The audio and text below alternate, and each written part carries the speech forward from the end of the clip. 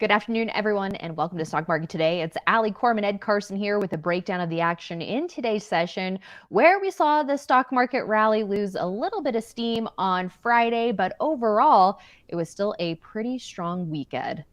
Yeah, pretty strong week, especially for the S&P and Nasdaq.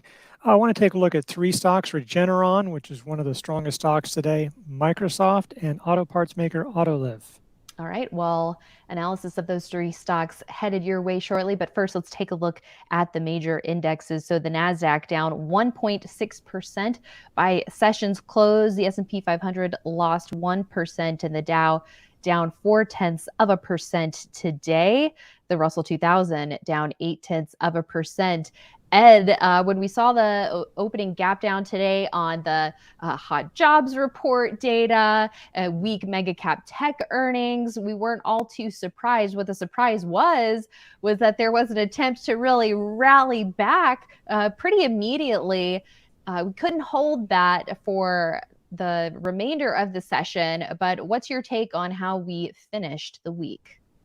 Yeah, I think it was still a pretty strong week. We started off week with Monday, but then ramped up for the next 3 days. Yeah, today we came down, but look at the Nasdaq. It's well above the 200-day line. It's well above those December highs. When you think about the mixed earnings that we had all week, hot jobs report, the Fed signaled it is going to raise a couple more times. I mean, there were some reasons to be happy with the Fed. Mm-hmm. But there were a lot of things that went on that the dollar ended up strengthening quite a bit. We'll take a look at that in a while. So a lot of things going on that could have really knocked the market, but the market, really had a strong week. I think if you go on a weekly chart, just show how that looks. Yeah. 5 straight weeks, and breaking above the trend line decisively, all these things. And look at how we, just looking back in October, December, that area where it was technically a rally, but look at all those big negative weeks. And there was a lot of negativity in there, even when we were trending higher. Nothing like that here. Yeah, you'll have a day. Yeah, you'll have some sectors, but it's like nothing like we were experiencing. This is clearly the best market we've had in quite a Mm-hmm. while. Doesn't mean we'll keep on going, but I think there's a lot of evidence that we're now sort of in Mm-hmm. a real uptrend, not just another bear market rally.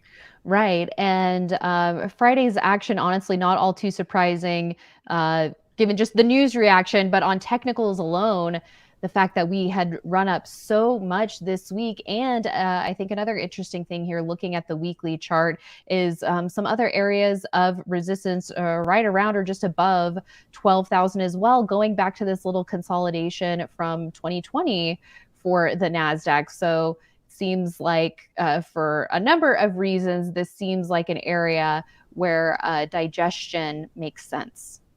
Yeah, and that could be healthy. We might see some more stocks. A lot of stocks, when you run up for 5 straight weeks, it's hard for them to form handles and pull back to some moving averages. So that could be very healthy for buying opportunities going forward. Absolutely. Okay, let's also take a look at the S&P 500 on a weekly chart as well. We saw a break finally above that trend line last week, a continuation of the gains as well. And it does look like this also connects to some points if we draw the line back here. So we could see a pause, but how long of a pause or pullback we get, that is what we don't know. But what we do know is that this market has been showing increasing signs of strength. Yeah, and so you don't necessarily need to get too excited. Ramp up from here. Let's see how things go and just gradually add exposure as you wait for things to go. But nice action here. This would be a support area. The 200-day line would again still be support. And then after that, the August highs would be the next level where you'd say, well, where can we get to? That Mm-hmm. would be another area. David Ryan on IBD Live essentially said this might be a sort of a range where we go into from like the lows of December to the August highs might be where you might see the market trade. And so we'll have to see if that goes. He's willing to change his mind. We'll change our mind if the market shows a dramatic rise or fall. But that's just something to consider. Exactly. I think that's key is um, digesting the new data that we are presented with on a daily basis to help us position. And I think there's a difference between doing that and predicting where the market's headed, because I think what it really is scenario analysis and looking at the different scenarios that could happen, not predicting what will happen. Yeah, absolutely. Okay, next on our list, just a quick look at the Dow, a milder loss here today, but it's been lagging versus the S&P 500 and Nasdaq after it was the leader in Q4. So it seems like we're seeing a bit of a shift in that side of things continue, Ed. Yeah, you don't necessarily mind the Dow lagging, rather not have it falling. I mean, there is sort of that divergence is a little weird, but there's some reasons for it. Insurers, whether it's health insurers, property insurers, energy stocks, drug makers, a lot of the things that make up the Dow, those are sectors that are really struggling now for a variety of reasons. It'd be nice if it could just sort of chug along, maybe trail behind, but not fall behind. Mm-hmm. And it seems like more or less that's what we're seeing, but we'll continue to track the action. Also, small caps, a very strong week here with IWM, the ETF tracking the Russell 2000 up 3.9%, extending its gains, looking like it's extending gains from a breakout essentially. And it looks like next stop, this 200 level. Yeah, that the August highs are very close for the Russell 2000. Nice to see the small caps, Nasdaq, all that going up. Shows the risk-on nature of this day, and this was a pretty mild day for the small caps. It was. And you also mentioned the 10-year Treasury yield, so let's go there. Saw a bit of a bounce to cap off the week in the 10-year yield, Ed. Yeah, but the market we actually didn't really care a whole lot in the grand scheme of the week. But what happened today? Well, the jobs report much stronger than expected, and not every part of it was, but it was 517,000 jobs. It was well more than double what was expected. So on Thursday, we hit the lowest level since early mid-September, but I think we closed the week with a 1 basis point increase. Again, it's been trending lower, so you don't want to get too excited, but just sort of holding steady here. In some ways, it's a positive because the yield falling further would actually be a sign of recession risk. So in many ways, if we could go sideways, that might be sort of that might reflect an ideal kind of soft landing situation. Well, it looks like at least on a closing basis, we're getting some sideways action there too. Looking at the weekly closes there. All right, let's also take a look at the dollar as well. Moving with the yield. Yeah, pretty much. And this has been one reason why stocks have rallied so much this year and really bottomed in October. Dollar coming off these highs, hit the lowest level, just like the Treasury yield. It's like on Wednesday, hit the lowest level in several months, but then really roared back. It was a pretty strong week for the dollar. So that's probably one reason, along with Amazon and a few other things that why we fell off on Friday. But again, the trend has been fairly positive, still below the 50-day line. Well, let's take a look at some sectors and themes now, starting with energy. Notable weakness here, Ed, down 5.7% this week, the first down week in quite a few weeks since mid-December here. So it seems like we got this, double top and then a weak rally in declining volume, and now we're seeing it roll over. So is this finally the end of the line for oil? If this were just a normal stock or ETF, I'd probably say yes, or probably say it really needs some repair time. But prices could rebound if people feel like China goes up. But oil prices were down like 7.9% this week. Gasoline was down more than 10%.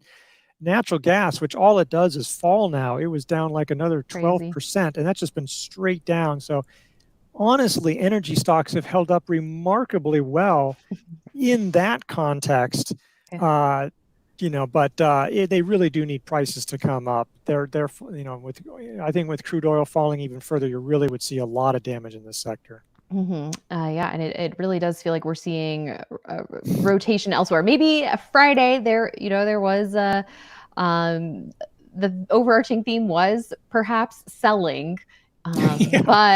But in general, it does feel like we're seeing a continuation of a rotation out of energy and more of the defensive names and into more growth and speculative tech, software, chips, that sort of thing.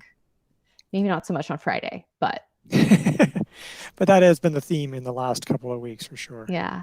Okay, let's take a look at XLV. This is the healthcare ETF, roughly flat for the week.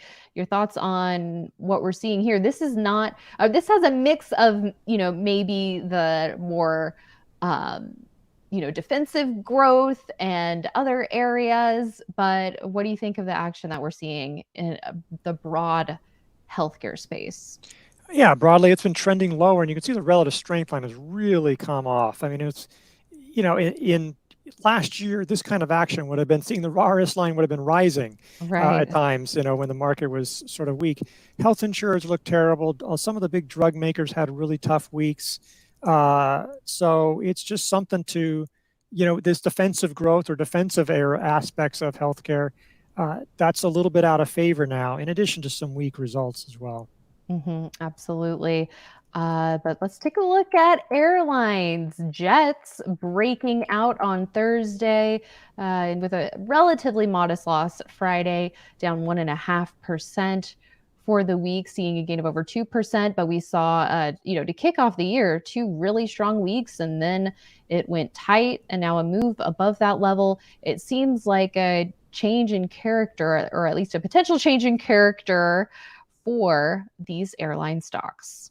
After all this time, we finally have the world sort of opened up with China out. It's like it seems like travel is finally back. I think there was concern that it was going to be short-lived. And so even though travel was strong in the summer and fall, people was like, well, this isn't going to last. And maybe now it's finally, and so it's jets. There's also hotels, there's casinos. So yeah, people are finally getting out of their homes and going places. Yes.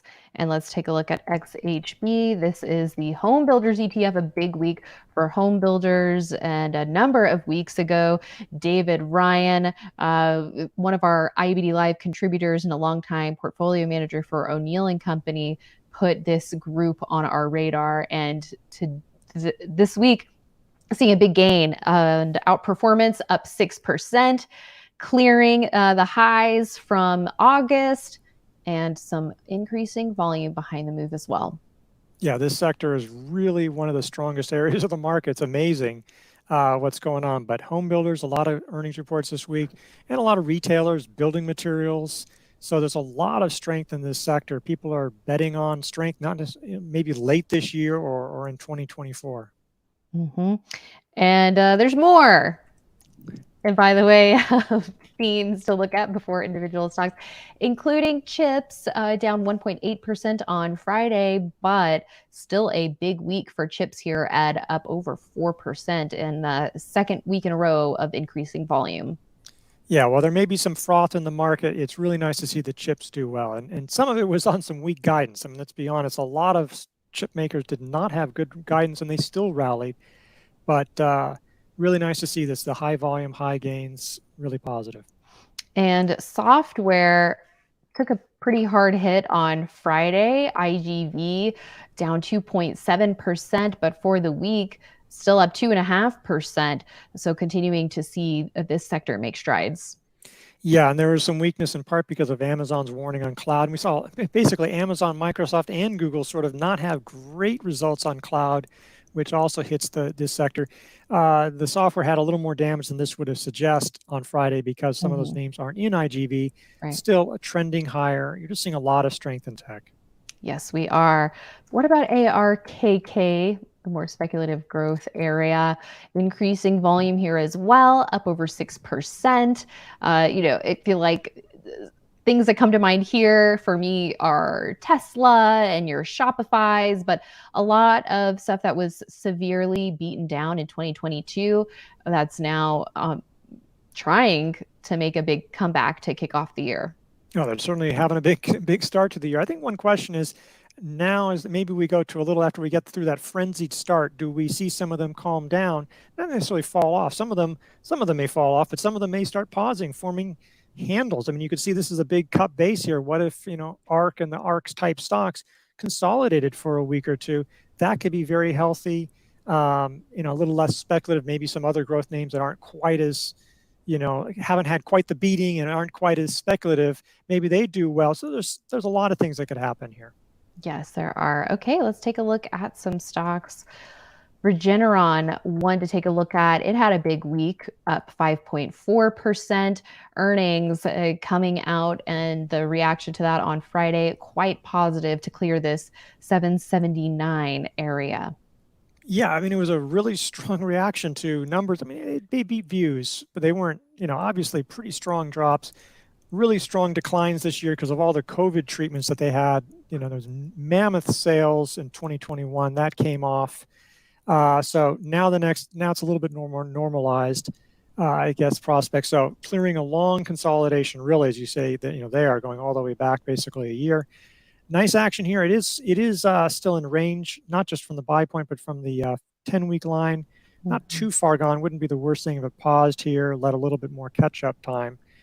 As I was saying, I'm not saying this, you would want to pile up all your money into this because it's not obviously has huge growth prospects, but there's still a place for some of these traditional, like larger biotechs that have had strong growth trends in the past.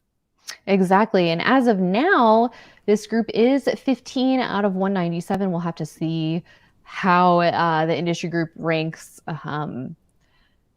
come out next week and see what the new standings are and see if these stocks can continue to look good, even if we're seeing the broader healthcare sector and other areas, whether it's, you're the insurers or that sort of thing, not looking as strong. Can we continue to see the biotech area as broadly diversified as it is, which makes it a hard group to judge, as you have pointed out? Yeah, there's development stage companies that may never have a drug, and then you have companies like this that are sort of slower growing that are enormous companies. Yes. Okay, let's take a closer look at Microsoft. I'm going to pivot on over to the daily after a look at this weekly chart, up over 4% for the week. So we have that in mind. And Microsoft was really able to shake off its earnings report last week, blasted above the 200-day line in Thursday's session. So all in all, retained a bulk of the week's gains, even with the down day on Friday. Yeah, I mean, you could argue that there was a bottoming base, that, just a small one starting from there. It all formed below the 200-day line, which is not what you want to see. But the breakout, if you want to call it a breakout, would have come on, Thursday above the 200-day line. There's also a long-term trend line that you could probably draw going back almost a year or maybe even a year and sort of clearing that, much like the S&P 500. I mean, honestly, to be fair. And so there is that argument there that, Dan Fitzpatrick was talking about some of these names like Apple and others that are on IBD. I was talking about these growth names that big institutions won't go, nobody will fire them for buying those names. Well, Microsoft is one of those, and it's not very far off the 200-day line. Some of the other ones look extended or don't look quite right, but this one's actually sort of that area, and it's a long-term leader. So if you wanted to start a position as a long-term leader, here you go. It's above the 200-day line. It's above a trend line there, so this would be a place you could at least start a position in a company that has shown a really strong track record, and so that would be something to be looking for there. Exactly. And for those who maybe aren't familiar with our term of long-term leader, we're looking for companies that have outstanding price performance versus the S&P 500 over long periods, in addition to strong earnings growth that's also very stable. And we use a bit of a different set of rules for buying and selling these stocks. And Ed, you're absolutely right. One of those buy rules is looking at them when they are closer to those longer term moving averages, because even though they do have that steady market outperformance, they may go through periods where they're just, keeping pace with the market or really hugging their moving averages. So you don't want to be buying too extended from the moving averages if your aim is to hold it for a longer move. Yeah, and so that's what you need to do, so to see how it goes. And then this one, its growth isn't great this year, but this year is already halfway done. And so then after that, they're actually seeing it. When you look at some of the companies, it's like you're not seeing growth return until 2024. There should be decent numbers, it looks like, later this year. Okay. And last but not least, let's talk about ALV Autoliv. Down this week, but if you put that in context of how big of a move it had last week after its earnings report, when it gained over 13% in heavy volume, seeing it hold a lot of that gain this week is promising. And we'll have to see if it can develop a new setup here, Ed. Yeah, it's got a couple of setups. And one, it's technically in range of a bottoming base, 89.98, though it is at the bottom there. I wouldn't be too excited about that because of that consolidation right there. But that consolidation, you can use that just sort of as a high handle or just a place to buy it off the bottoming base. Or as you can sort of see with that pattern, like there's a huge base. And this is now, handle is just long enough. And so probably it'll show up soon as on MarketSmith, in an hour or two, show up as a handle in a much longer consolidation. So there are places to set up on this one despite the gap up. And this is also, the group is improving, and there's actually a lot of auto parts makers that are shoring up. I mean, the auto sector is actually not just Tesla, but General Motors is broken out, or right at the buy point, Stellantis. And so these auto parts makers, hey, they're not, somebody's got to, put parts in these automakers, and there's a lot of them that are doing well. That's exactly right. Okay. Well, thank you so much, Ed. Before we wrap, now let's review what investors should be thinking about as we prepare for another week of trade. It's pretty clear that the market rally kicked things up a notch this week, but what should we expect to happen next week? What should we be prepared for? Well, I mean, we might have a market pullback, so there may not be a lot of things to buy right away, but it's like, I think it's still the mindset. We seem to be in a real uptrend, so investors should be looking to be adding exposure. It doesn't mean you have to right away, but building up those watch lists. I mean, one reason why I showed Microsoft and Regeneron is because some of the hotter names are extended, and so it wouldn't be such a bad thing to have them pause, pull back, and that could develop, and that might be a great opportunity for investors. And it's just that, look, we had a terrible 2022. It's a much better start to this year. So these are the times when you want to be ready to be engaged and be involved in the market, particularly. Yes, it's a potentially very exciting time, but we can't get too excited. We have to have the appropriate level of excitement. Yeah, keep a level, keep your emotions in check and be ready to reevaluate. I mean, a few weeks ago, I would not have said, hey, this market's going on a tear, but here we are. So you have to be ready to change on a dime, or at least like me on a silver dollar, so you don't get caught out, and just listen to the market. Don't hope for the market. Don't try to forecast the market. Yes. Great points there, Ed. Thanks so much, everyone, for tuning in. We'll be back with more on Monday, starting off with IBD Live. And we hope you join us, investors.com/IBD Live, for all the details on our daily morning live stream. We'll see you there. And then we'll see you at the close on Monday as well for another episode of Stock Market Today. See you then.